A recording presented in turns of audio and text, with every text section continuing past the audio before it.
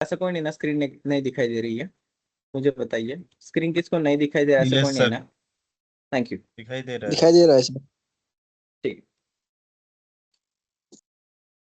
Okay. अब government की website, कानून डाउनलोड करने के लिए, एक्ट रूल्स डाउनलोड करने के लिए गूगल पर जाइए, इंडिया कोड ऐसा सर्च कीजिए आप, सिंपल। ठीक है। इंडिया कोड जैसे ही आप सर्च करोगे, वहां पर आएगा आपको इंडिया कोड .nic.in। .nic.in या फिर .gov.in, ये गवर्नमेंट के ऑफिशियल डोमेन है, याद रखना। ठीक है। गवर्नमेंट की कोई भी वेबसाइट हो, हमेशा आपको लास्ट में .nic.in या फिर .gov.in ऐसा ही मिलेगा। ओके। ये मैं सेंट्रल गवर्नमेंट की बात कर रहा हूँ यहाँ पर। अच्छा, इंडिया कोड डाल दिया, ये क्या है? डिजिटल रिपोजिटरी है। ठीक है। जहां पर आपको जो भी लॉज वगैरह है वो यहाँ से मिलते हैं। आज का कौन सा लॉ हमने पढ़ना है? हमें देखना है building and other construction workers. ठीक है। तो मैं सिर्फ इतना ही डालूंगा, बिल्डिंग एंड अदर। यस, देखो जैसे मैंने थोड़ा टाइप किया, नीचे आ गया। यहाँ पर दिख रहा है आपको, the building and other construction workers regulation of employment. Click किया, गो पर क्लिक किया, यस आ गया। यहाँ से आप हिंदी और इंग्लिश ये दोनों ही पीडीएफ यहाँ से डाउनलोड कर सकते हैं, ये मेन एक्ट की। जैसे मैंने क्लिक किया, आ गया। यहाँ पर देखिए, ये जो कानून है ये कितने पेजेस का है? ओनली 23 पेजेस का है, the building and other construction workers. ठीक है। एम्प्लॉयमेंट कंडीशन एक्ट 1996, 23 पन्नों का ये पेज है। वापस मैं उस वेबसाइट पर जाता हूँ। ठीक है। यहाँ पर मैं आपको रूल्स के बारे में भी बताना चाहूंगा। ठीक है। रूल्स पर जैसे ही क्लिक करते हो आप, यहाँ पर देखिए, the building and other construction worker welfare rules 1998। ठीक है। उसके बाद ये दूसरा पढ़िए और तीसरा पढ़िए, 2017 में इसका अमेंडमेंट आया है।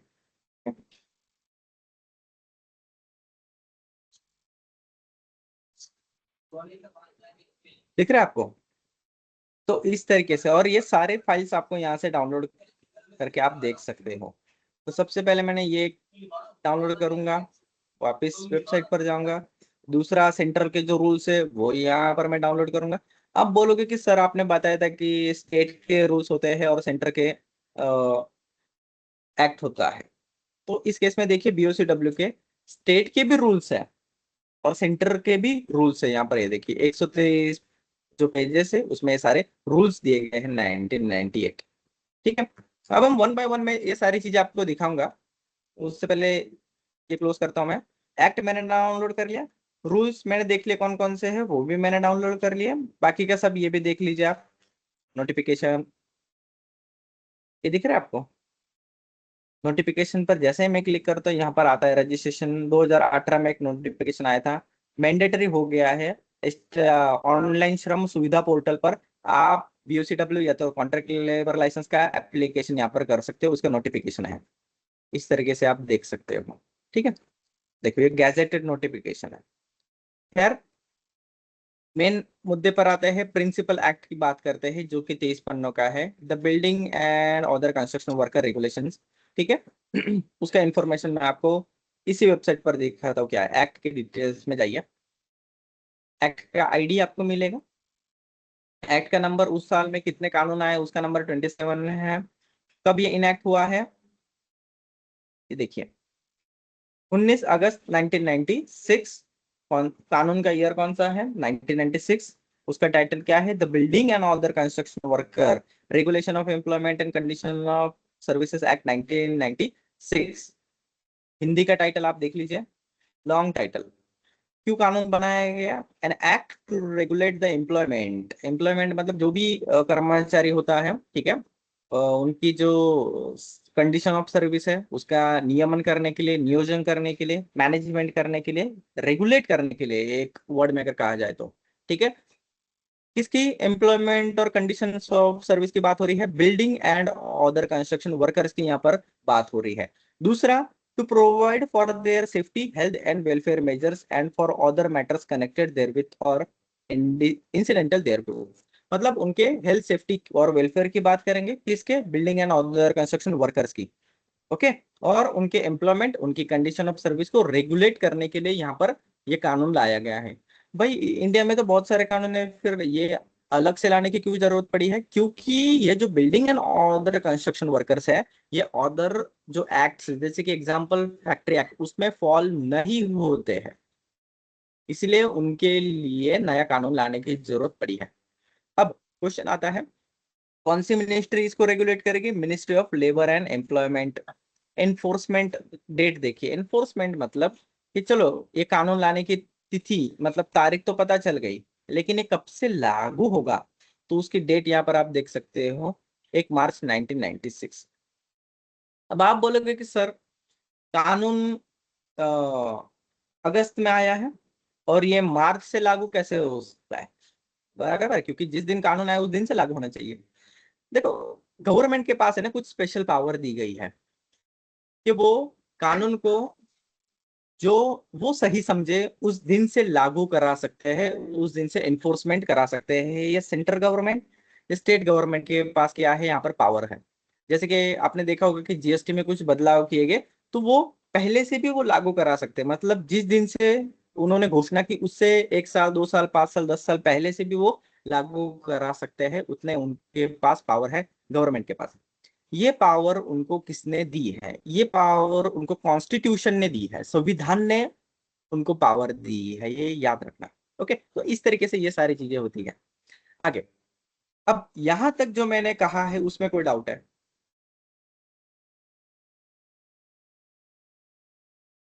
आई होप आप सभी को ये सब समझ रहा होगा कि मैं आपको बैक टू द बेसिक्स लेके जा रहा हूँ, और किस तरीके से रेफर करना चाहिए, पढ़ना चाहिए, ये मैं आपको समझा रहा हूँ। ठीक है, आगे। अभी हम मेन एक्ट का फाइल पढ़ते हैं। मैं रूल्स की बात नहीं कर रहा हूँ, मैं बात कर रहा हूँ एक्ट की। ठीक है, 23 पन्नों का मैंने एक्ट डाउनलोड कर लिया, चलो आगे बढ़ते हैं। चैप्टर कितने हैं वो सबसे पहले मैं देख लूंगा, ठीक है, और इसका सेक्शंस का अरेंजमेंट किस तरीके से है, वो मैं देख लूंगा। अरेंजमेंट ऑफ सेक्शन मतलब कि इंडेक्स होता है ऑलमोस्ट, बस पेज नंबर वगैरह नहीं रहते इसमें। अब चैप्टर 1 2, चैप्टर 1 का टाइटल क्या है? Preliminary. Chapter 2 advisory committee and expert committees. Chapter 3 registration of establishment.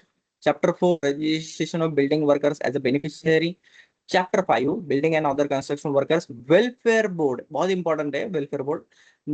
Chapter 6 hours of work, welfare measures, other condition of service building workers, safety and health measures.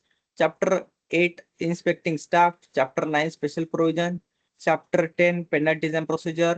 Chapter 11 miscellaneous, मतलब इसमें mix रहता है। ठीक है, अब या फिर ऑदर्स भी आप कह सकते हो, मिसलेनियस का मतलब या इनमें नहीं है वो उसमें डाल दिया जाता है। अब मैं सेक्शन वाइज जाऊंगा। Section 1 short title extent commitment and application. Section 2 में डेफिनेशन दी गई है। Section 3 centre advisory committee, state advisory committee, number 4 expert committee. इस पर लिख लो मेरी तरफ से, 1000% क्वेश्चन आते हैं। 1000%। क्या क्वेश्चन आते हैं? सेंट्रल एडवाइजरी कमेटी में कौन मेंबर रहते हैं, क्या डेजिग्नेशन है, कितने साल के लिए कमिटी रहती है, ये सब सारी चीजें रहती है। एग्जाम्पल सैंपल नेक्स्ट वीक में आपको दिखाऊंगा किस तरीके से ये क्वेश्चन आते हैं। आज बस हम ये डिस्कस करेंगे। सेक्शन 6 किस बारे में? Appointment of registering officers. Section 7 registration of establishment. अब आप बोलोगे कि सर पहले तो हमें building and other construction worker कौन है उसके बारे में बताइए। उसके बारे में भी डिस्कस करेंगे डेफिनेशंस में। फिर ये कमिटी के बारे में डिस्कस करेंगे। ठीक है, एस्टेब्लिशमेंट किसे कहा जाता है इसके बारे में भी डिस्कस करेंगे। और ये सारी चीजों की इंफॉर्मेशन आपको सेक्शन 2 में मिल जाती है, किसी भी एक्ट के जनरली सेक्शन 2 या सेक्शन 1 में इसका ये दिया जाता है डेफिनेशन। ठीक है, या फिर आप उसे एक और वर्ड इस्तेमाल किया जाता है जनरली, डेफिनेशन पे रहता है, इंटरप्रिटेशन एक वर्ड यहाँ पर इस्तेमाल किया जाता है जनरली, कानूनी भाषा में अगर हम कहें तो। उसके बाद अपॉइंटमेंट हो गया, अपील हो गया, effect of non registration. Section 11 beneficiaries of fund, registration of.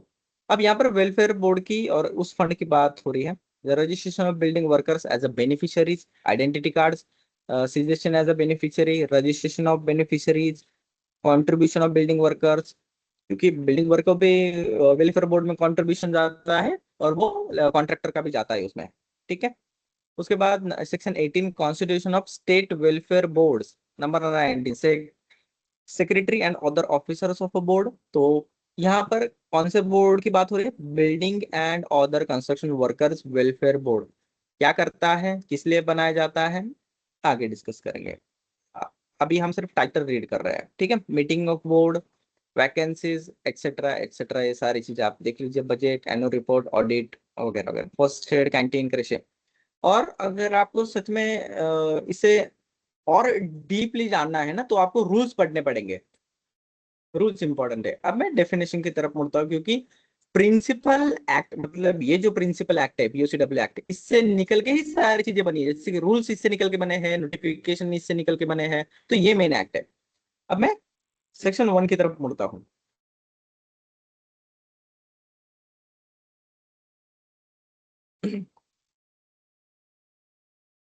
ठीक है। Section 1 short title extend, this act में बी कॉल्ड, हमें तो उसका नाम पता है। एक्सटेंड है ना, बहुत इंपॉर्टेंट है किसी भी कानून में, याद रखना।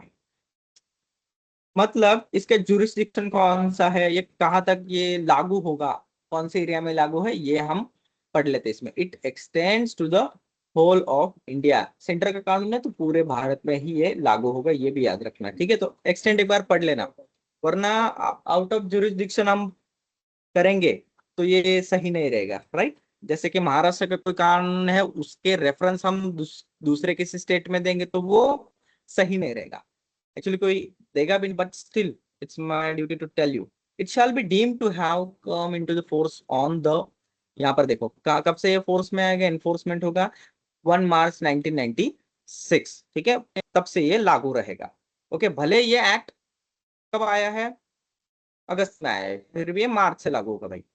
अब आप बोलोगे कि सर तो क्या फर्क पड़ेगा, इन्होंने कह दिया कि मार्च से लागू होगा, लेकिन आया तो ये, इसके बारे में कब पता चला, हमें अगस्त में पता चला, तो मार्च से लागू होगा तो क्या होगा। देखो, जो भी, जैसे कि कॉन्ट्रैक्ट लेबर्स है, बिल्डिंग वर्कर्स है, तो उनका जो कंट्रीब्यूशन रहता है तो वो मार्च से कैलकुलेट होगा, उनको जो वेलफेयर दिया जाएगा वो मार्च से कंसीडर होगा। उस साल की बात कर रहा हूँ मैं। तो इस तरीके से ये कानून का जो एनफोर्समेंट रहता है, लागू रहता है। किस किस पर ये अप्लाइज होगा, it applies to the every establishment which employs or had employed on any day of preceding 12 months 10 or more building workers in any building और अदर कंस्ट्रक्शन वर्क, ठीक है।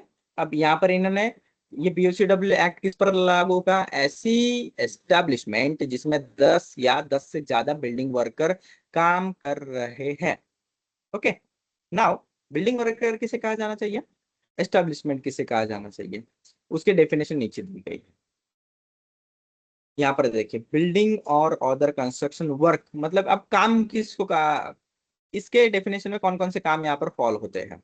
Okay, it means construction, alteration, repair हो गया, maintenance, demolition of or in relation to the buildings, streets, रास्ते, railways, tramways, airfield, irrigation, drainage, embankment, navigation works, flood control works, including storm water drainage, generation, transmission, distribution of power। देखिए यहाँ पर देख रहे हैं आप, पावर जनरेशन जो है वहां पर भी ये होगा, एप्लीकेबल रहेगा बीओसीडब्ल्यू, ठीक है। पावर प्लांट में भी, water works including channels for distribution of oil and gas installation, देखिए वहां पर भी, electrical lines, wireless, radio, television, telephone, telegraph, हालांकि टेलीग्राफ तो नहीं है, overseas communication, dam, canal, reservoir, water courses, tunnel, bridge, viaducts, aqueducts, pipeline tower, cooling tower, transmission tower, and such other work as may be specified in this behalf by appropriate government by notification, but does not include any building or other construction work to which provision of Factories Act 1948 or the Mines Act 1952 apply। इसका मतलब यह है कि BOCW में कौन कौन से काम आते हैं, building and other construction work में ये सारे काम, कंस्ट्रक्शन वगैरह, लेकिन इसको छोड़ के but does not include factories act, जहां पर लागू है वहां पर नहीं एप्लीकेबल रहेगा। नंबर 2, माइंस एक्ट जहां पर लागू है वहां पर बीओसीडब्ल्यू एक्ट नहीं लागू रहेगा। इस तरीके से जब ये डीपली पढ़ते तब आपको पता चलता है कि ये कहाँ दिया गया है। दूसरा, यहाँ पर एक वर्ड इस्तेमाल किया गया है, अप्रोप्रिएट गवर्नमेंट, और ये अप्रोप्रिएट गवर्नमेंट जो वर्ड है, ये आपको ऑलमोस्ट जो भी अपने सेफ्टी हेल्थ के जो एक्ट है उस सब में ये आपको देखने को मिलता है। इसका डेफिनेशन क्या है अप्रोप्रिएट गवर्नमेंट का? ये देखिए, appropriate government means any in relation to any establishment which, मैं आपकी आसान भाषा में समझाऊं, अप्रोप्रिएट गवर्नमेंट मीन्स यहाँ पर स्टेट गवर्नमेंट और सेंट्रल गवर्नमेंट को अप्रोप्रिएट गवर्नमेंट कहा जाता है। दैट्स इट, बाकी कुछ नहीं है, एकदम सिंपल इसका मतलब है। ठीक है, देखिए यहाँ पर लिखा है गवर्नमेंट ऑफ स्टेट, यहाँ पर लिखा है सेंट्रल गवर्नमेंट, दैट्स इट। तो अप्रोप्रिएट गवर्नमेंट उसे कहा जाता है। ओके, यस, एनी क्वेश्चंस अभी तक? सर आई हैव वन अच्छा, क्वेश्चन। हाँ एक्चुअली आप बोल रहे हो कि लाइक जैसे अभी गवर्नमेंट, अगर गवर्नमेंट में कोई भी रूल पास हो रहा है तो हाँ उसके एस्टेब्लिश के अकॉर्डिंग कभी कभी स्टेट बोर्ड क्या करती है कि उसको डिले करती है, कभी 4 मंथ बाद उसको अप्लाई करती है, कभी 5 मंथ बाद अप्लाई करती है, कभी कभी हाँ इंस्टेंट तुरंत ले के रखती है सर। तो हाँ, अकॉर्डिंग टू यू मतलब ऐसा अगर गवर्नमेंट में कोई रूल पास हुआ तो स्टेट गवर्नमेंट को उसको कभी भी अप्लाई कर सकती है ऐसा? गवर्नमेंट ने कोई भी रूल मतलब ऐसा गवर्नमेंट नोटिफिकेशन आया है या फिर हम उसे जीआर कहते हैं, राइट अतिउल्ला जी, तो कभी भी पास कर दिया राइट है। राइट। ठीक है, तो कभी भी पास कर सकते हैं, ऐसा कहना है आपका? नहीं नहीं, मेरा कहने का मतलब है अगर एक बार गवर्नमेंट में कोई भी अमेंडमेंट हुआ और वो अगर हाँ मतलब सपोज मान लो वो अमेंडमेंट आज हुआ, तो स्टेट गवर्नमेंट को हाँ कल से फॉलो करना चाहिए या परसों से फॉलो करना चाहिए? वो उसका भी एक रोल होता है कि हाँ मैं 4 मंथ बाद इसको अप्लाई करूंगा अपने स्टेट में या 5 मंथ बाद अप्लाई करूंगा ऐसा? हाँ, इस ऐसे डिपेंड रहता है। मैं, ऑल्सो, इस डिपेंड ऑन स्टेट गवर्नमेंट है it depend on state board. मैं आपको बताता हूँ किस तरीके से, और ये इस क्वेश्चन का आंसर हर जगह पर व्यवहारिक रहेगा दोस्तों। मैं आपको समझाता हूँ, एकदम सिंपल बात है। अब गवर्नमेंट ने एग्जांपल लेते ऑश कोड बना दिया सेंट्रल गवर्नमेंट ने, ठीक है, और सेंटर के ऑश कोड के रूल्स भी है सेंटर के खुद के, और उन्होंने क्या कहा कि भाई हर एक स्टेट अपना अपना रूल बनाए और इस एक्ट को और आपके रूल्स को मतलब स्टेट गवर्नमेंट के रूल्स को क्या करे, इनेक्ट करे और एनफोर्स करे अपने हिसाब से। लेकिन उन्होंने एक ऐसा डेडलाइन वगैरह पुश नहीं किया गवर्नमेंट ने, तो इसलिए 5 साल होने के बाद भी ना पूरे स्टेट ने अभी तक उनके रूल्स बनाए हैं, ना एनफोर्समेंट की बात हो रही है। अब अच्छा, अभी जैसे कि उनका क्वेश्चन था कि नेक्स्ट डे से ही क्या इन्फोर्समेंट स्टार्ट हो जाएगा क्या? नहीं, ऐसा नहीं है। टाइम पीरियड दिया जाता है, वो डिपेंड है कि कितना टाइम पीरियड इसको लग सकता है, कितने एस्टेब्लिशमेंट इसके अंडर आ सकते हैं। कुछ पॉलिसी जो होती है वो शायद नेक्स्ट डे से पॉसिबल भी है और जरूरी भी है, लेकिन कुछ रूल्स और या फिर कुछ चीजें ऐसी होती है कि जिनको टाइम पीरियड लग सकता है। ओके, एग्जाम्पल के तौर पर आप कोई भी पॉलिसी ले, जैसे कि मोटर व्हीकल एक्ट और उनके स्टेट के रूल्स के हिसाब से कभी कभी क्या रहता है कि फाइन्स, जो आरटीओ के फाइन्स होते हैं वो वेरी करते हैं। उन स्टेट गवर्नमेंट के पास राइट दिए कि आप आपके हिसाब से फाइन्स डिसाइड कीजिए। तो गवर्नमेंट गुजरात के फाइन्स अलग है, महाराष्ट्र के रोड के फाइन्स अलग है, तमिलनाडु के अलग से थोड़े बहुत वेरी करते हैं, राइट, भले सेंटर से गाइडलाइन आती है फिर भी। और उनका एनफोर्समेंट होने के लिए कभी कभी 1 महीना भी दिया जाता है, 15 दिन भी दिए जाते हैं। अभी HSRP नंबर प्लेट का भी आपने देखा होगा कि इतने लार्ज स्केल पर अगर इम्प्लीमेंटेशन करना है तो कुछ महीने देने चाहिए। तो इस तरीके से रहता है।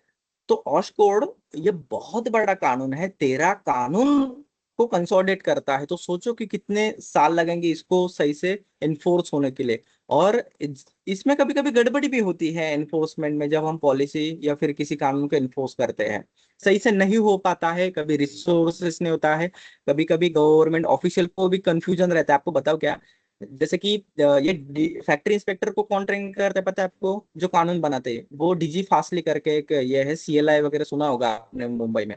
तो वो ये सारे फैक्ट्रीज वगैरह के कानून बनाते हैं, तो उन वो लोग इनको ट्रेन करते हैं फैक्ट्री इंस्पेक्टर को। सोचो कि आपको ये कानून इस तरीके से है, ये आपको इम्प्लीमेंट करना है, एनफोर्स करना है, तो उनको भी अड़चने आती है। तो वो क्या करते हैं सेंट्रल गवर्नमेंट से और कुछ रिलैक्सेशन, कुछ दिन मांग लेते हैं कि ये थोड़ा सा कंफ्यूजन है, हमें इस पर क्लैरिटी चाहिए, हमें और दिन चाहिए एनफोर्समेंट के लिए। तो इस तरीके से ये पॉलिसीज या फिर एक्ट या फिर रूल्स एनफोर्स होते हैं। और ये डिपेंड रहता है कि कौन सा कानून है, कौन से सेक्टर में हम इम्प्लीमेंट करते हैं। ठीक है, और उसका कितना बड़ा इम्पैक्ट होने वाला है और कौन से एस्टेब्लिशमेंट, नंबर ऑफ एस्टेब्लिशमेंट इसके अंदर आ सकते हैं। आई होप आपको आंसर मिलेगा। अतुल्ला, आर यू क्लियर और should I explain elaborate more on this?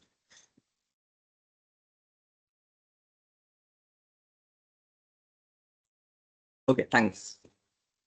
Yes clear okay, sir. Sir आगे बढ़ते हैं। अब मैंने आपको समझा दिया बिल्डिंग वर्कर वर्क क्या रहता है। अभी मैं वर्कर की बात नहीं कर रहा हूं, अभी सिर्फ मैं काम की बात किया हूं कि कौन से काम इसमें फॉल होते हैं। अब मैं वर्कर की बात करूंगा कि किसको बिल्डिंग वर्कर कहा जाना चाहिए। बिल्डिंग वर्कर का सिंपल डेफिनेशन दिया गया है यहाँ पर। It means a person who is employed to do, person की बात हो रही है, person who is employed to do any skilled, semi skilled, unskilled, manual, supervisory, technical, clerical, for hire or reward, whether the terms employment may be in connection with any building or other construction one. बहुत important line, in connection with any building और other construction work.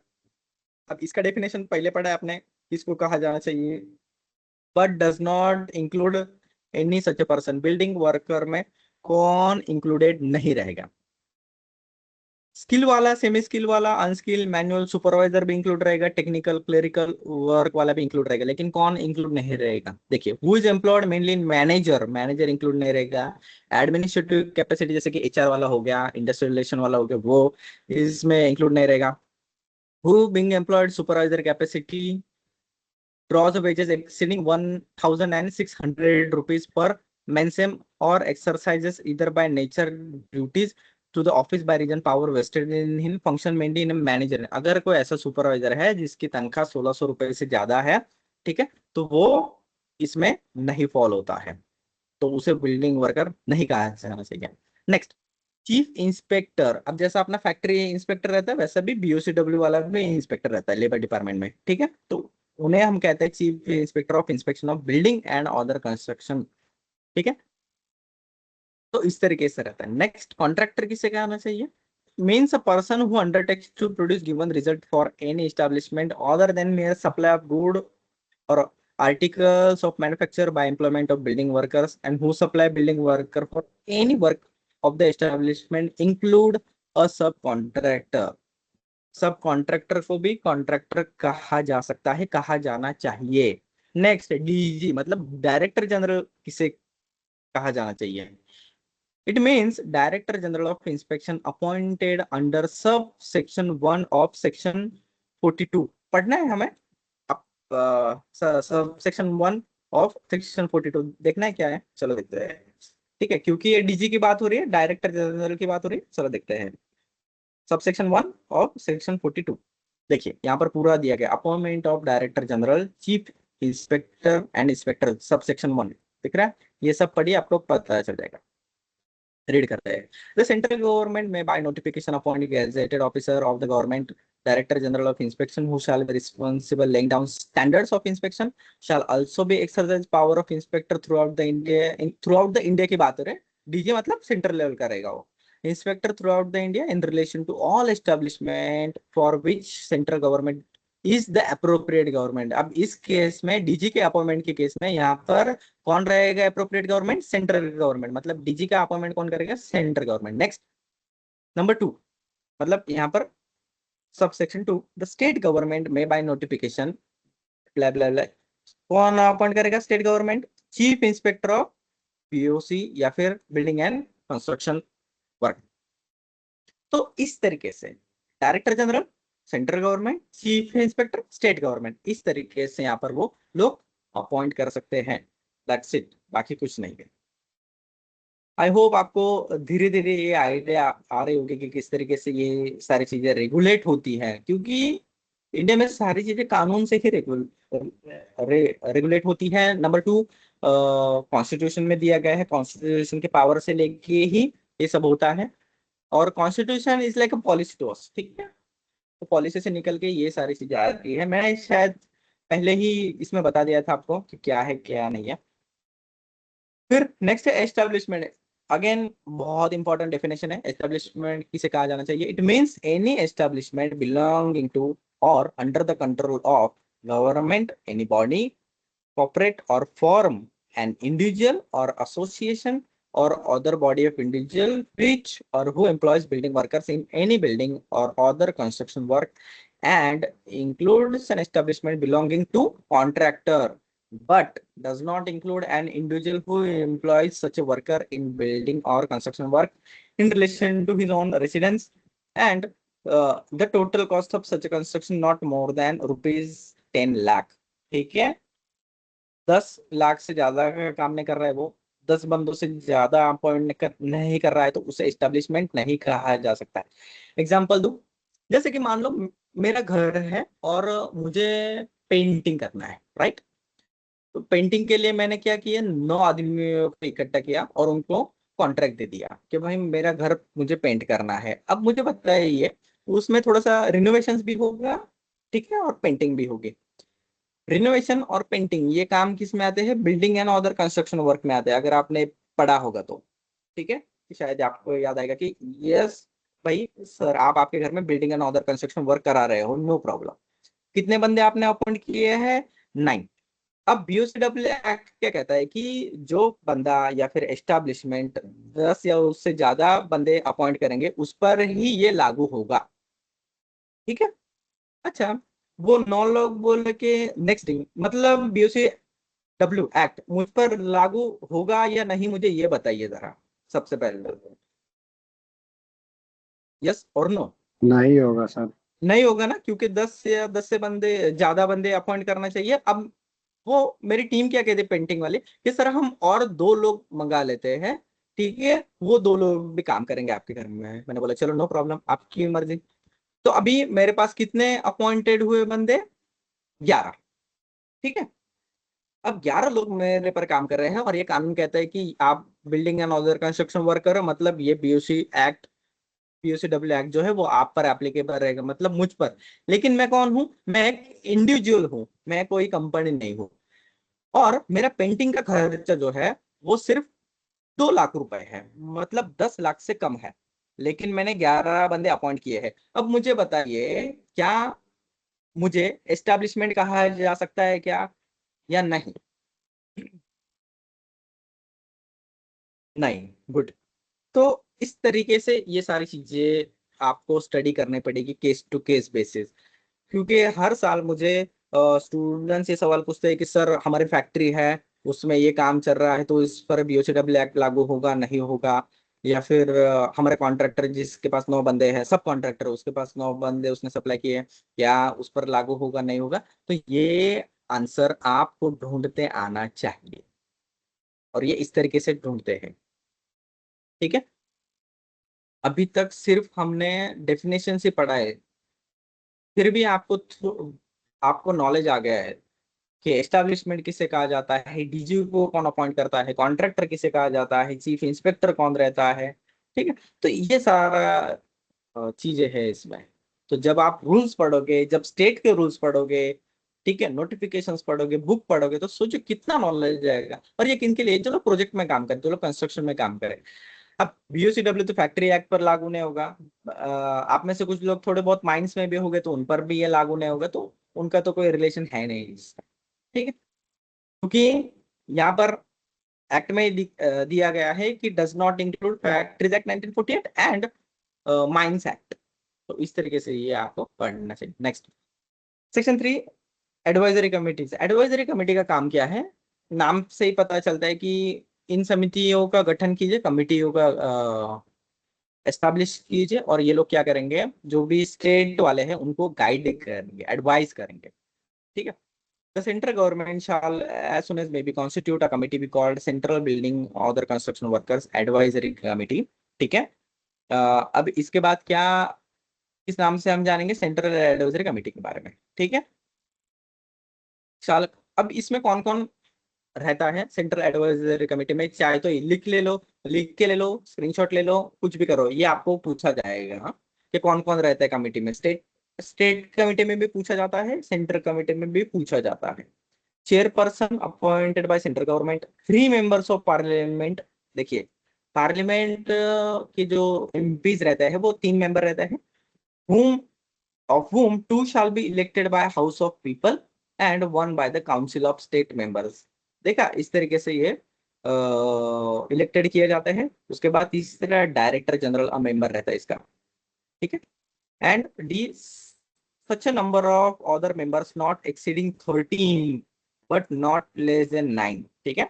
और ये सब मिला के ज्यादा से ज्यादा कितने मेंबर रह सकते हैं? 13, लेकिन 9 से कम नहीं रह सकते। तो 9 से 13 के बीच में ये सेंट्रल एडवाइजरी कमेटी का नंबर होना चाहिए। अब इसमें कौन कौन रह सकता है? Government may nominate to represent the employers, employers भी रह सकता है कोई कंपनी, जैसे कि एल का कोई ना कोई मेंबर रहता है उसमें। बिल्डिंग वर्कर्स रह सकते हैं, यूनियन वाला भी एक मेंबर रहता है कभी कभी। एसोसिएशन ऑफ आर्किटेक्ट सीक्यूए में से कोई एक बंदा रहेगा, ठीक है। इंजीनियर्स, इंश्योरेंस इंस्टीट्यूशन वाला भी कोई एक रहेगा। तो इस तरीके से कंबाइंड एक्सपर्ट्स का एक एडवाइजरी कमेटी बनाया जाता है दोस्तों। इसमें एमपीज भी रहते हैं और चेयरमैन कौन रहता है? सेंट्रल गवर्नमेंट का अपॉइंटेड रहता है कोई बंदा। तो और डीजी मेंबर रहता है इनका, डायरेक्टर जनरल। डीजी मतलब डायरेक्टर जनरल, मैं शॉर्ट में बोलता हूँ डीजी, ठीक है। डीजी कौन है आपने देख लिया, आपको पता है कौन है। Section 4 again one of the most important of BOCW. State advisory committee part कर लो कि कौन कौन रहता है। स्टेट एडवाइजरी कमेटी तो चेयरमैन कौन रहेगा? स्टेट गवर्नमेंट अपॉइंट करेगा। 2 मेंबर स्टेट लेजिस्लेचर, मतलब कि भाई आपके एमएलए रहते हैं 2। उसके बाद मेंबर सेंट्रल गवर्नमेंट नॉमिनेट करता है 1 मेंबर। चीफ इंस्पेक्टर 1 मेंबर रहता है इसमें, ठीक है। उसके बाद इसके मेंबर कितने रहते हैं? 11, लेकिन 7 से कम नहीं। तो ये भी रेशो याद रखना, ठीक है। 7 से 11, उसमें 9 से 13 सेंटर में, तो ये याद रखना है मुझसे। फिर सेम ही है, आर्किटेक्ट रहते हैं इसमें, इंजीनियर्स रहते हैं, सिविल वाले रहते हैं इसमें, इंश्योरेंस वाले रहते हैं, कंसल्टेंट्स रहते हैं, और डेवलपर्स वगैरह यूनियन में से लॉबीज के कुछ लोग रहते हैं इसमें। स्टेट अमेंडमेंट, महाराष्ट्र का अमेंडमेंट यहाँ पर इसमें दिया गया है। खैर, उसके बारे में आगे डिस्कस करेंगे। बिफोर दैट कोई डाउट है कमिटी में?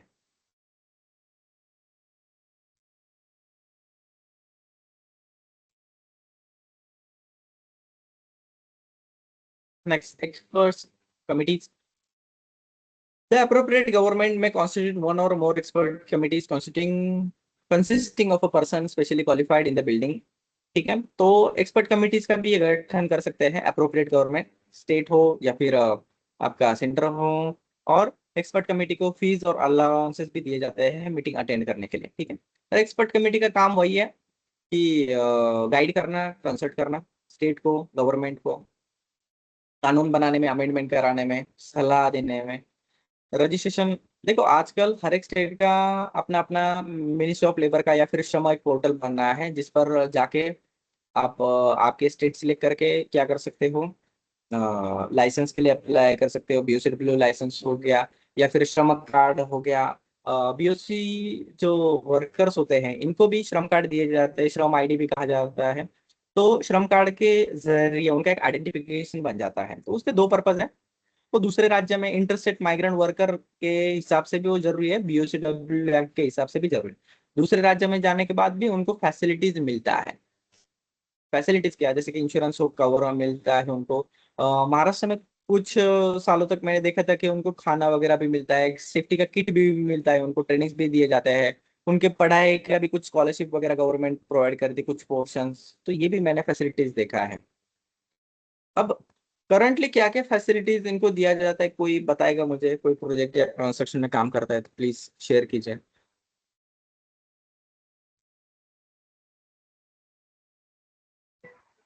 सर बरेच ठिकाणी कंस्ट्रक्शन, लंच वगैरह प्रोव्हाइड हाँ yes yes, mid day lunch provide किया जाता है। यस पोपट मोहन, गुड, करेक्ट। और पंकज जी हेलो बोलिए। सर। हाँ हाँ sir, actually sir BOCW registration होता है हमारे पास, हाँ। हाँ हाँ। तो जिसमें 27 बेनिफिट रहते हैं। अच्छा, 27 बेनिफिट्स है टोटल, ओके गुड। हाँ, जिसमें जिसमें होम लोन है, अगर हाँ कोई किसी कंस्ट्रक्शन वर्कर है, उसके वाइफ की डिलीवरी है, या फिर किसी के घर पे शादी है बच्चे का, ओके और गुड। उनका ग्रेजुएशन तक उसमें फी कवर होता हाँ है। ओके। इवन मेडिकल, इंजीनियरिंग और सेफ्टी एसेंशियल किट भी दिया जाता है। यस यस, और और डिनर सेट भी अभी आया है सर, अभी हाल में ही हम लोग डिनर सेट भी डिस्ट्रीब्यूट किए हैं। गुड। आप तो कौन से जिसमें स्टेट में फैसिलिटीज है? सर महाराष्ट्र में, इधर पुणे में। पुणे में, ओके थैंक यू। ओके, और कौन कौन सी है? इसमें 27 बेनिफिट है सर। चलो थैंक यू पंकज जी। रंजित जी बोलिए। सर ह्याच्यात इश्यू काय झालेला आहे आता सध्या एक 6 महिन्यांपासून, की आधी वर्करचं पोर्टलवरून व्हायचं रजिस्ट्रेशन, आपल्या साईटवर आपण करू शकायचो. पण आता काय झालंय, बरं. त्यांनी काही नियम केलाय वाटतं, की त्यांना तिथं लेबर ऑफिसला जायला लागतं, लेबरला. अच्छा, हा ऑनलाईन प्रॉब्लेम येतो त्यांच्या रजिस्ट्रेशन. रजिस्ट्रेशन मध्ये खूप म्हणजे प्रॉब्लेम यायला लागेल. आधी साईटवर व्हायचं, हा आता ते ओके। होत नाही होत. रंजित तिथं जी का जावं कहना है कि जो लेबर का रजिस्ट्रेशन वगैरह है वो पहले पोर्टल पर होता था महाराष्ट्र में, अभी लेबर ऑफिस में ऑफलाइन तरीके से किया जा रहा है, इससे दिक्कत आ रही है थोड़ी सी। ओके। नहीं और सर, मैंने अभी भी कुछ हो रहा सुना है सर, रजिस्ट्रेशन हो रहा है। हो रहा है, ओके। रजिस्ट्रेशन हो रहा है सर, लेकिन हाँ। वेरिफिकेशन के लिए आपको वहाँ का जो तालुका है सर, तालुका में अच्छा आपको जाना पड़ेगा। अच्छा, तहसील रजिस्ट- वगैरह लेवल पर जाना पड़ता है, ओके हाँ ओके। पहिले ओटीपी होत. वेरिफिकेशन, हाँ आप ऑफिस से कर सकते हैं सर रजिस्ट्रेशन, लेकिन वेरिफिकेशन के लिए आपको जाना ही पड़ेगा। नहीं वेरिफिकेशन ओके, होगा आपका रजिस्ट्रेशन रद्द हो जाएगा।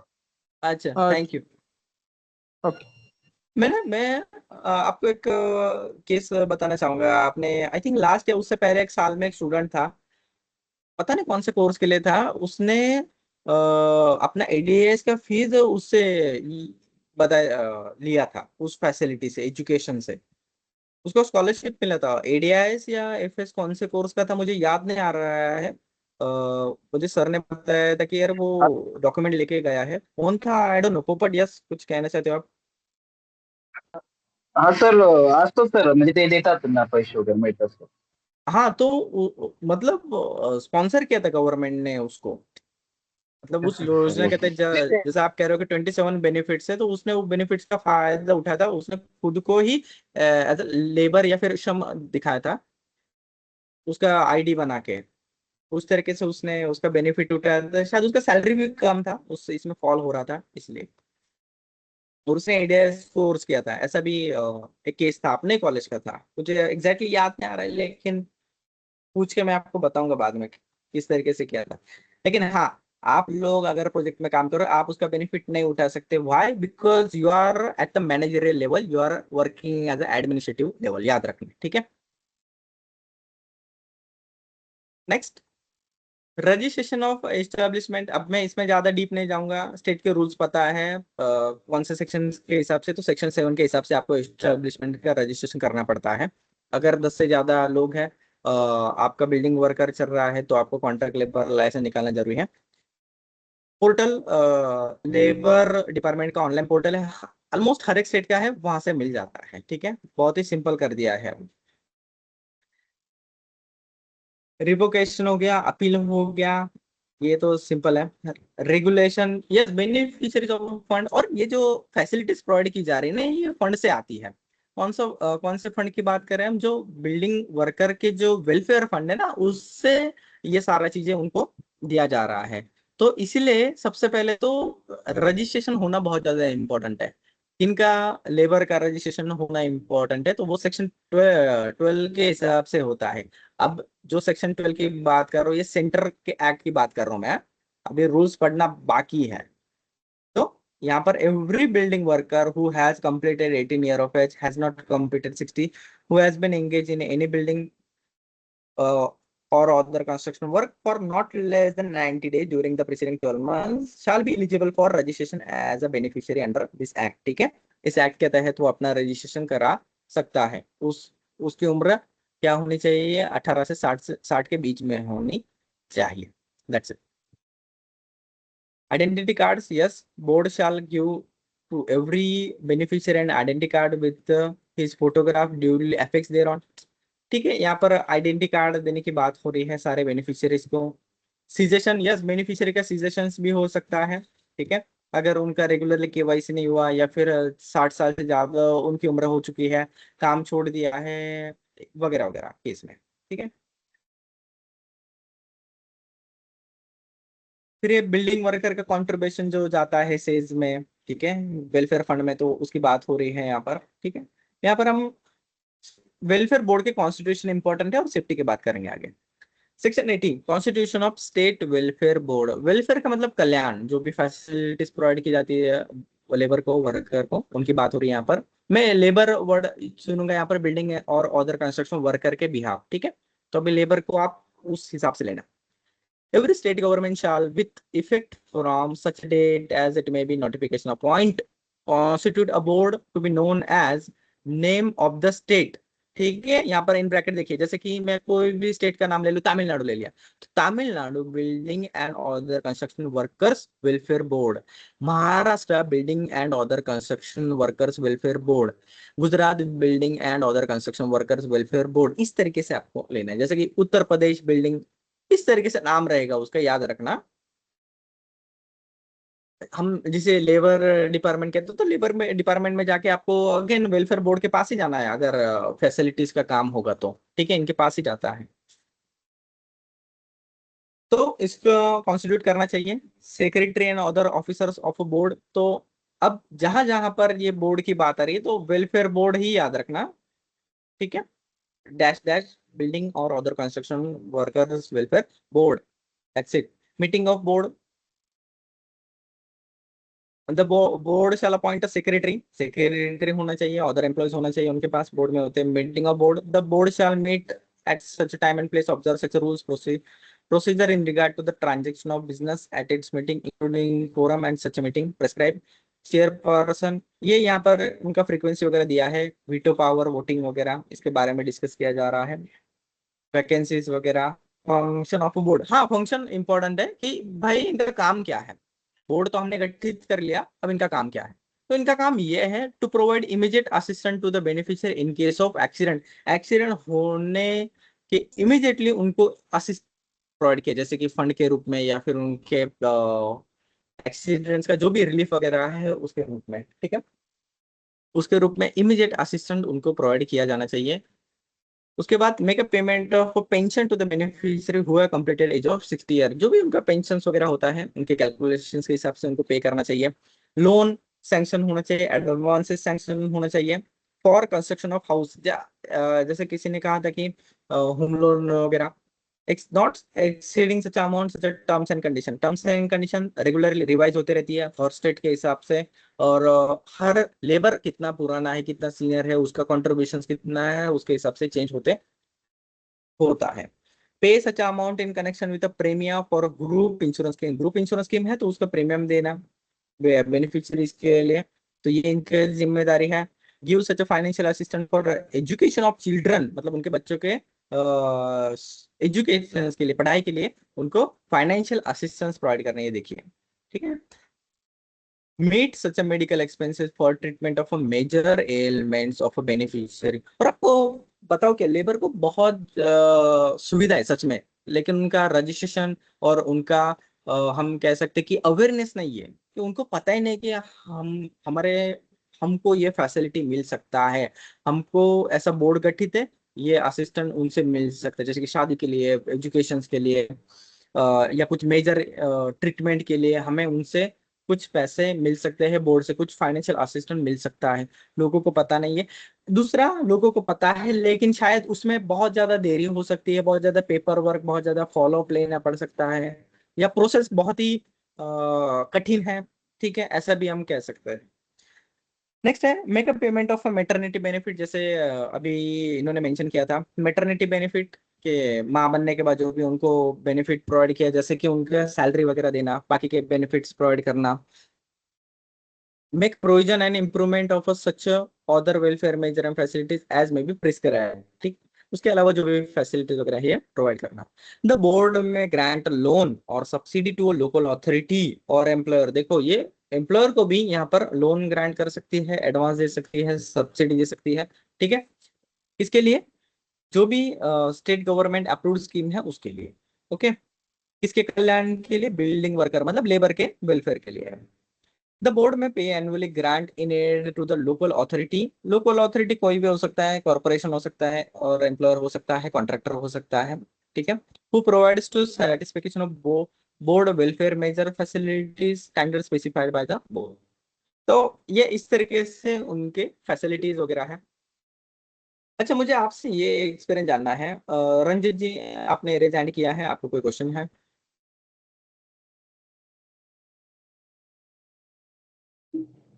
नहीं है सर।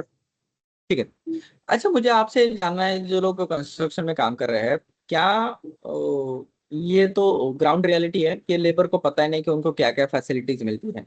लेकिन मेरे क्वेश्चन आपसे ये है कि उनको पता है, लेकिन वो लेबर डिपार्टमेंट के चक्कर काट काट के थक गए कि उनको बेनिफिट नहीं मिला है। क्या ये ग्राउंड रियलिटी है या अभी आसान हो चुका है? प्लीज मुझे कोई बताएगा। हा, माझं सेशन चाललंय. नितीनच्या ह्याच्यावर कर. बोल ना, बोल ना. हा, ठीक यस, आहे, ठीक आहे, आंसर चालेल. कौन देना चाहेगा? क्या लेबर को, कोई भी स्टेट का आप बताइए मुझे, लेबर डिपार्टमेंट से फैसिलिटी मिलने में क्या दिक्कत हो रही है या फिर आसान है, आसानी से मिल जाता है facility?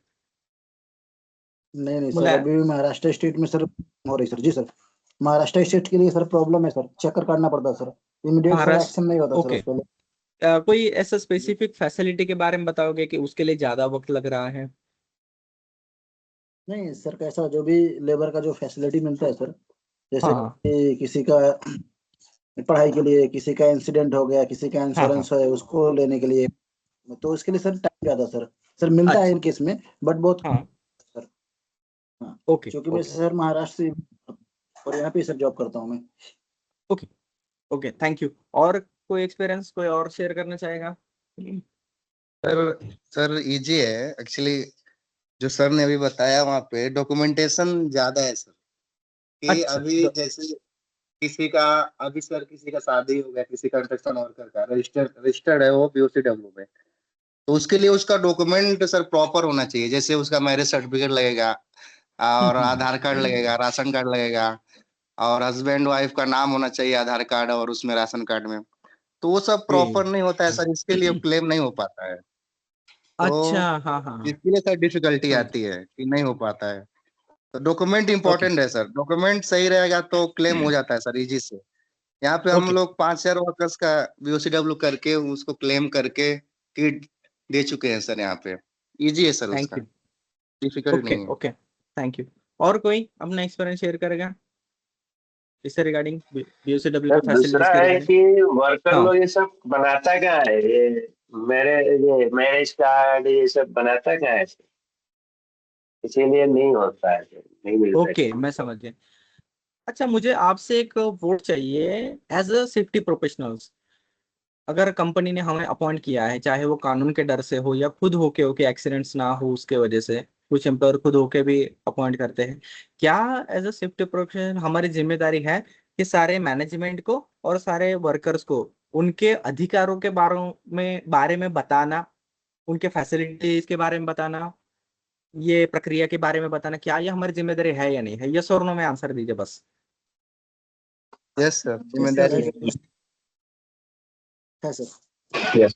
Thank you, thank you. तो मेरा मोहम्मद जी बोलिए, आपने रिजाइन किया है।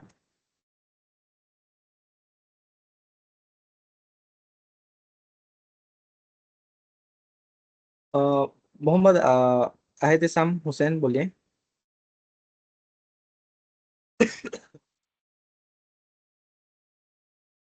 मेरा पर्सनल मानना है कि यस, मुझे ये भी पता है कि प्रोजेक्ट में बहुत ज्यादा बिजी रहता है ऑफिस, जो भी चाहे पेपर वर्क में हो या फिर मॉनिटरिंग ऑब्जर्वेशंस निकालने में हो, क्लाइंट सेटिस्फाई करने में हो, ठीक है, उनके कंप्लाई करने में हो, बिजी रहता है, आई नो। लेकिन फिर भी थोड़ा सा टाइम निकल के ये हमारी जिम्मेदारी भी बनती है कि खुद को सेव करने के बाद जो भी लेबर है उनके राइट्स के बारे में उनको जागरूक करना, बताना, ये पर्सनल लेवल पर जाके भी हमारी जिम्मेदारी है। दूसरा, ये आप मेरी लैंग्वेज में आप पुण्य का काम भी कर रहे हो, ये भी याद रखना, लोगों को बताना, they will be thankful to you. ठीक है, आगे बढ़ते हैं।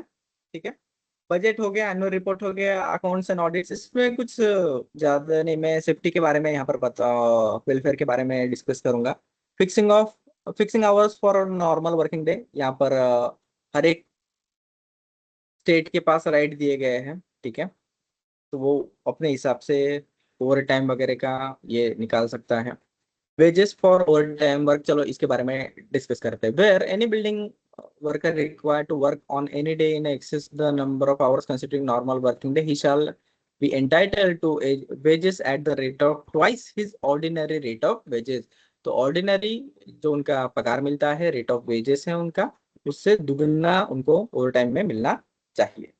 ठीक है, अब यहाँ पर ऑर्डिनरी रेट ऑफ वेजेस में क्या क्या रहेगा, means the basic wages plus such allowances as the worker is for the time being entitled but does not include any bonus। तो उसमें बोनस इंक्लूड नहीं रहेगा, बाकी सब अलाउंस और बेसिक पेमेंट इंक्लूड रहेगा जब आप ordinary rate of wages calculate करोगे। तो फिर मेंटेनेंस ऑफ रजिस्टर रिकॉर्ड वगैरह ये सारी चीजें हैं इसमें। ड्रिंकिंग वाटर फैसिलिटी सफिशिएंट होना चाहिए, सुटेबल जगह पर होना चाहिए। फैक्ट्री एक्ट में ड्रिंकिंग वाटर स्पेसिफिक 5 लीटर्स पर वर्कर दिया गया है, इसमें नहीं है वो। लेटरिन्स और यूरिनल्स के बारे में हम डिस्कस करेंगे बिकॉज इट इज हेल्थ का इशू है और वेलफेयर के कंसर्न है। In every place where BOCW carried out the employer shall provide sufficient latrine and urinal. Latrine आपको पता है, यूरिनल्स आपको पता है। Accommodation for such types as may be prescribed and they shall be so conveniently situated as may be accessible to the building worker at all the times while they are in such a place, provided it shall not be necessary to provide separate urinals in place where less than 50 persons are employed। ठीक है, ऐसा नहीं कि 50 से अगर कम हो गए तो लैट्रिन्स और यूरिनल सेपरेट देने की जरूरत नहीं है। 50 से ज्यादा है तो आप दे सकते हो। और where latrines are connected to water borne sewage system, या फिर ऐसी जगह पर जहां पर latrines water borne sewage system से कनेक्टेड हो तो आपको सेपरेट यूरिनल देने की जरूरत नहीं है, ऐसा इसमें कहा गया है। एकोमोडेशन मतलब लेबर कॉलोनी वगैरह रहने के लिए जगह जनरली प्रोवाइड की जाती है, तो सेक्शन 34 में उसके बारे में दिया गया है। सेक्शन 35 क्रेशे, मराठी में उसे पालना घर कहते हैं, पालना घर। ठीक है, in every place more than 50 female building workers are ordinary employed. ऐसी जगह पर जहां पर 50 से ज्यादा फीमेल लेबर वगैरह है तो वहां पर आपको क्रेशे प्रोवाइड करना चाहिए। सुटेबल रूम्स और rooms for use of children under as of 6 year. ठीक है, तो 6 साल तक उनको क्रेशे का फैसिलिटी प्रोवाइड किया जाएगा। बच्चे की एज 6 साल से कम होनी चाहिए क्रेशे का फैसिलिटी लेने के लिए।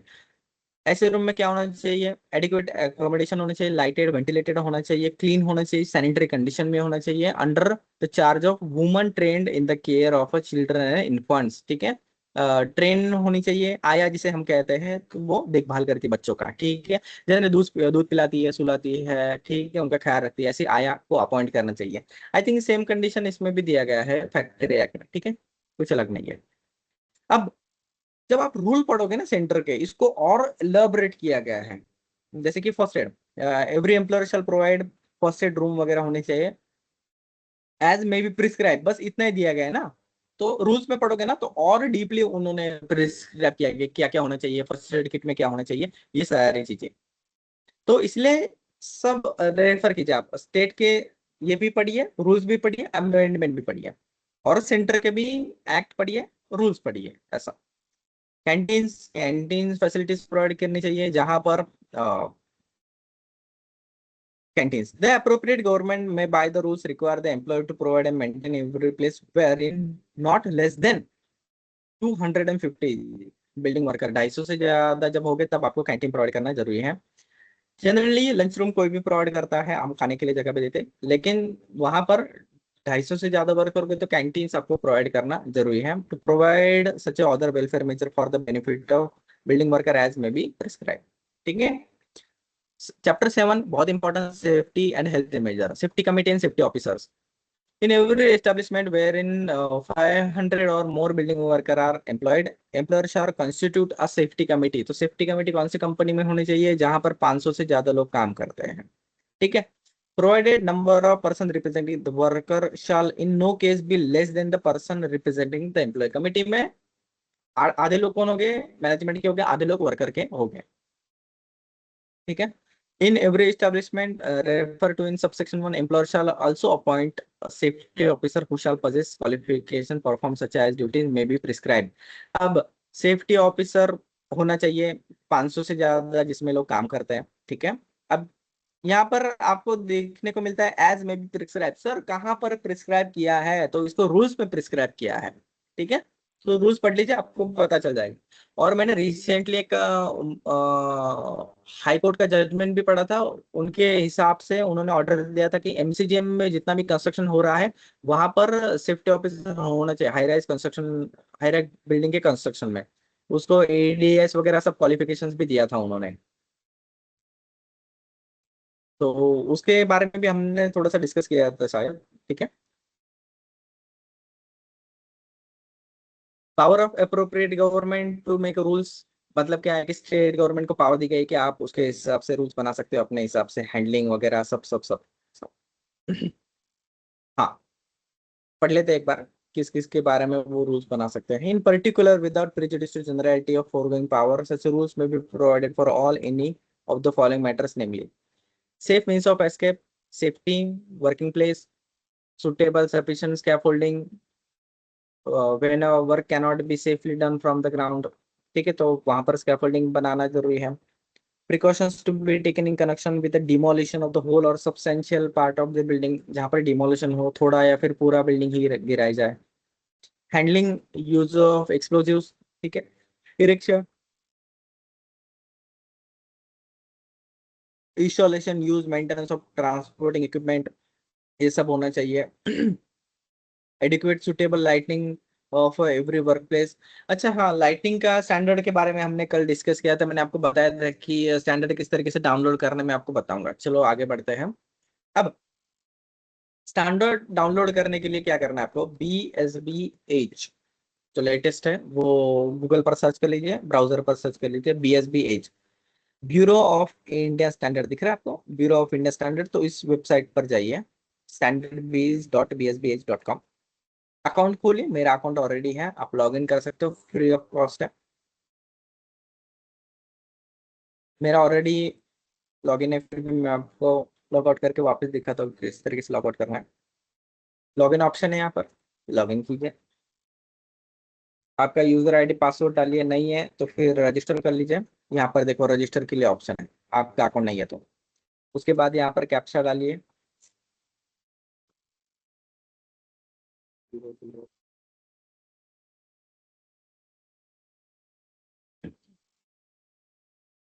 ठीक है, आप आपको कौन सा, अगर आपके पास स्टैंडर्ड का नंबर है, ठीक है, तो आप स्टैंडर्ड का नंबर भी यहाँ पर पुट कर सकते हो, कोई भी स्टैंडर्ड का नंबर।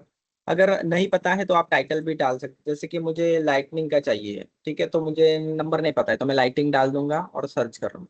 तो लाइटिंग से रिलेटेड जितने भी स्टैंडर्ड है उसका लिस्ट आ जाएगा पूरा, ये देखिए। ठीक है, तो ये यहाँ पर 2 नंबर पर दिख रहा है आपको, नेशनल लाइटनिंग कोड 2010। और इसका रीएफएम कब हुआ है, 2016, मतलब अमेंडमेंट जो भी है, अपडेट। यहाँ पर डाउनलोड दिख रहा है आपको, तो मैं ये करूँ, डाउनलोड पर क्लिक किया, कैप्चा डाला,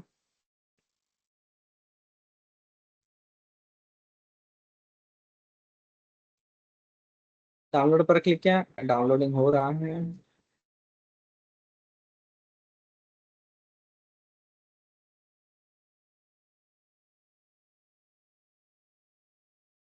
तो ये SP72 है, नेशनल लाइटिंग कोड, मैंने ओपन किया। SP मतलब के स्पेशल पब्लिकेशंस जिसे कहा जाता है।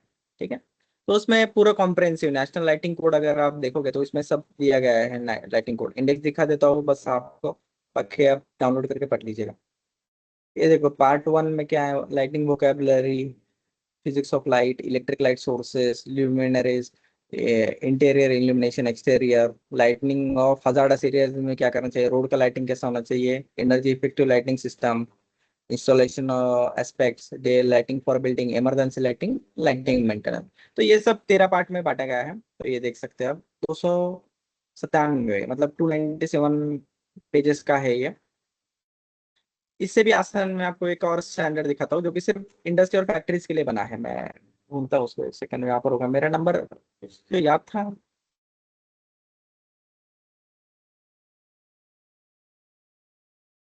दिख रहा लाइटनिंग के कितने स्टैंडर्ड, सोचो पूरे इंडिया में। स्टैंडर्ड कोई कानून में होता है, लेकिन वो गाइडलाइंस रहती है जिसको हम रेफर कर सकते हैं। ठीक है,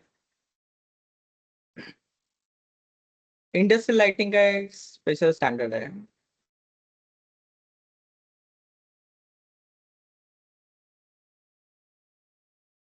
ये देखो, code of day lighting of factory buildings, ठीक है। हाँ ये देखो, ये इंपॉर्टेंट है। IS 6665 रीएफर्म ईयर 2020, मतलब इसको मैं अपडेट 2020 साल में हुआ था, इसको भी डाउनलोड कर लेता हूँ मैं।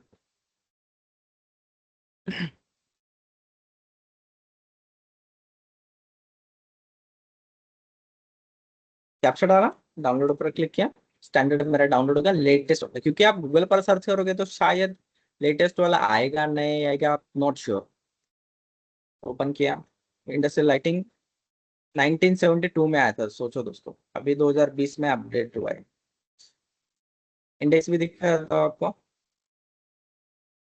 इंडस्ट्रियल लाइटिंग, तो इसमें सब दिया गया है, क्वांटिटी, इल्यूमिनेशन का कितना कितना लक्स लेवल होना चाहिए, गुड क्वालिटी, सब सब सब इसमें दिया गया है। 33 पेजेस का है, और इसमें टेबल भी दिया गया है। ये देखिए, reflectance value, recommended illumination values, ठीक है, डे लाइटिंग, इसमें चार्ट दिया गया है शायद, तो चार्ट बहुत इंपॉर्टेंट है। ये देखिए, दिख रहा है, इमेजेस की हेल्प से यहाँ पर ल्यूमिनियर भी दिए गए हैं।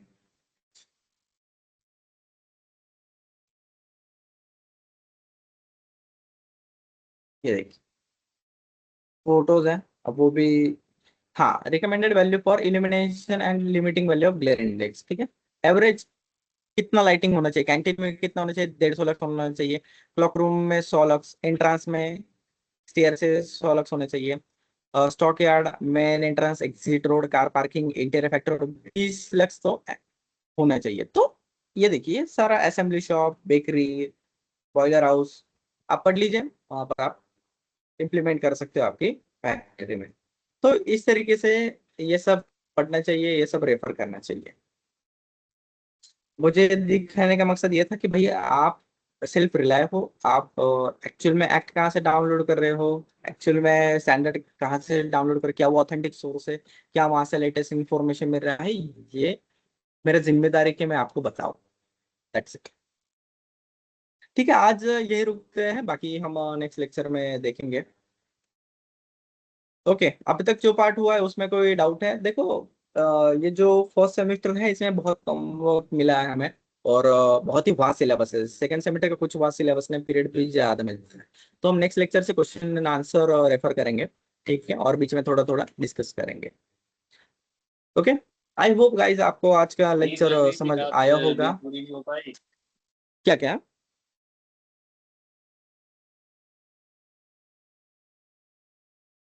यस, किसी को फोन ही कुछ, चालू है। ओके, रहमतुल्ला जी आपने रेज हैंड किया है, कुछ कहना है आपको? यस सर, आप फीमेल का टॉपिक निकाले थे तो इससे ये फैक्ट्री एक्ट में पढ़ रहा था सर, तो उसमें फीमेल एडल्सन के लिए 7 बजे के बाद नाइट में वो लोग काम नहीं कर सकते हैं एज पर फैक्ट्री एक्ट के हाँ अनुसार। तो सर हाँ फिर भी हाँ लोग करते हैं, ये किस एक्ट के तहत करते हैं सर, फिर बता सकते हाँ, वो किस एक्ट के तहत नहीं करते? अगर आप फैक्ट्री एक्ट का, मुझे स्पेसिफिक सेक्शन नहीं याद है, लेकिन वहां पर अप्रोप्रिएट गवर्नमेंट, मतलब स्टेट गवर्नमेंट को पावर दी गई है उनके वर्किंग आवर्स को डिसाइड करने के लिए। तो यहाँ पर स्टेट गवर्नमेंट क्या करता है, एक सर्कुलर निकालता है या फिर ऑफिशियल गैजेट निकालता है, तो उस स्टेट में अलाउ कर देता है वो, ठीक है। लेकिन फिर ऑक्यूपायर की जिम्मेदारी भी बन जाती है, उस पर भी ऑब्लिगेशंस लगाते, ट्रांसपोर्टेशन की सुविधा आपको प्रोवाइड करना चाहिए। तो स्टेट गवर्नमेंट के पास वो राइट है कि वो सर्कुलर वगैरह या GR निकाल के अलाउ कर सकती है उस स्टेट में या फिर उस स्पेसिफिक इसका कुछ एरियाज में। इसका कुछ फॉर्म वगैरह भी होता है ना सर, कि उस फॉर्म के तहत इसमें हम सारा बेसिक फैसिलिटी उसका फुलफिल करने के बाद ही हम उससे काम ले सकते हैं? हाँ, मतलब कुछ कंडीशंस रहता है, और कुछ ही स्पेसिफिक एरियाज में, मतलब टर्म्स एंड कंडीशन उस पर अप्लाई किया जाता है। आप कौन से स्टेट की बात करो, चाहे महाराष्ट्र की बात करो या फिर अदर स्टेट की बात करो? सर मैं OHS लेजिस्लेशन में पढ़ रहा था, तो उसी में मैं ये एडोलसेंट और फीमेल के बारे में देखा, मुझे भी याद नहीं है, लेकिन OHS अच्छा अच्छा, लेजिस्लेशन में ये चीज था। देखो अभी आपको बताओ क्या, यहाँ पर एडोलेसेंट का अगर एज देखा होगा ना आपने, तो वो 14 से कम है, राइट? ऑक्सफोर्ड में भी पढ़ा होगा। ऑक्सफोर्ड अभी तक आयन नहीं है, फिर भी मैं आपको बता दूं, इन्फोर्स नहीं हुआ है, वो इनएक्ट हुआ है खाली। तो उसके हिसाब से वहां पर अलाउ ही नहीं है उनको काम करना। ठीक है, 14 से 18 से पहले तो लेते नहीं है। क्यों? क्योंकि आपने एक कानून पढ़ा होगा, कौन सा कानून है, उसका नाम क्या है, prevention of child workers, right? तो वो स्पेशल कानून बनाया है, तो उसके हिसाब से आप किसी भी एस्टेब्लिशमेंट में 18 से कम की जो उम्र है उसको अपॉइंट कर नहीं सकते। फिर भी फैक्ट्री एक्ट में आपने देखा होगा कि वहां पर लिखा है। तो मैंने आपको कल के लेक्चर में बताया था ना कि कुछ एक्ट स्पेसिफिक सुपेरियर रहते हैं, तो वो वहां पर वो एक्ट सुपेरियर है, याद रखना। और आशीष जी ने कहा कि यस एग्जैक्टली, स्पेशल परमिशन कुछ स्टेट के पास पावर है, वो अलाउ कर सकते हैं। वर्किंग आवर ऑफ लेडीज के बारे में बात हो रही थी अभी, ठीक है। आई होप रहमतुल्लाह जी आपको आंसर मिल गया होगा इसका, दोनों चीज का शायद। Okay sir. पर हाँ, थैंक यू, आप क्वेश्चन रेज कर रहे हो, आप शेयर करते हो कि ऑक्सफोर्ड में मैंने ये पढ़ा है। ठीक है, पढ़िए आप स्टेट के रूल्स पढ़िए, आप जिस स्टेट में काम कर रहे हो या जिस स्टेट में काम करना चाह रहे हो, तो उनके रूल्स पढ़िए। ठीक है, स्टेट के रूल्स लगभग 200-250 पेजेस का है, एक्ट भी 100-150 पेजेस का, दोनों पढ़िए। सेंटर का पहले एक्ट पढ़िए, फिर आप रूल्स पढ़िए हर एक स्टेट का। बेलियम जी बोलिए ना। सर अपना जो फर्स्ट सेम है ना, तो उसका हाँ। सिलेबस और ऐसा कुछ मिल सकता है सर? मैं आपको सिलेबस शेयर ऑलरेडी कर चुका हूँ, फिर भी एडीएस का मैं सिलेबस आपको वापस शेयर कर देता हूँ। फर्स्ट सेमेस्टर में ना हाँ सर। दोस्तों दो ही सब्जेक्ट का आपको एग्जाम देना है। ये देखो, ये एक्ट का सिलेबस का पीडीएफ आपके स्क्रीन के ऊपर है। दो ही सब्जेक्ट ओके। का आपको एग्जाम देना है, ये देख लीजिए, दिख रहा है आपको हाँ हाँ, दिख फिल्म रहा है जी? सर। ठीक है, एक मिनट में। हाँ, यस यस सर। हाँ, ये देखिए यहाँ पर है पहला जो सब्जेक्ट है, जिसका नाम है occupation safety and health legislation, जो कि अभी चल रहा है, जिसका यूनिट 1 ही चल रहा है। अभी यस अभी तो 5 यूनिट और कवर करने हैं, सोचो। सर। उसके बाद है chemical and yes sir. Process safety management. ये दोनों ही ओके। सब्जेक्ट का आपको ऑनलाइन एग्जाम देना है, जिसके मार्क्स 70 मार्क का एग्जाम है। पासिंग के लिए कितना चाहिए सर? 35 चाहिए। क्वेश्चंस कितने आते 35। हैं? 35 क्वेश्चंस आते हैं। हर एक क्वेश्चन को 2 मार्क्स है। मुझे लाना है यस सर। 35 मार्क्स पास होने के लिए। अच्छा सर, कितना टाइम क्रिएटिव मिलता है? मार्क भी डेढ़ रहता है घंटा। क्या सर? हाँ, वही ऑप्शन है, कौन बनेगा करोड़पति, 4 में से कोई भी एक चुनो, ऐसा समझ लीजिए आप। ठीक है, ऑप्शन रहता है। और 1.5 घंटे का टाइम मिलता है आपको। एग्जाम सेंटर में आके कंप्यूटर पर ये सब आपको करना पड़ता है। एक्सपीरियंस ये है कि स्टूडेंट्स लोग 10-15 मिनट में मार्क करके पेपर खत्म करके निकल जाते हैं। ठीक है, कोई मतलब ये नहीं है, दिक्कत वाली बात नहीं है। पिछले 6 साल से अपने कॉलेज में तो कोई फेल नहीं हुआ है मेरे अंडर तो भी। ठीक है, ये और कोई? हेलो सर, बस यही मैं चाहिए क्या सर। बोल रहा हूँ। हेलो। एक एक करके आप रेज हैंड कीजिए, फिर मैं अलाउ करूंगा आपको माइक अनम्यूट करने के लिए, प्लीज, ताकि 1 बाय 1 में सबके। शाहनवाज जी बोलिए। हाँ, शाहनवाज जी।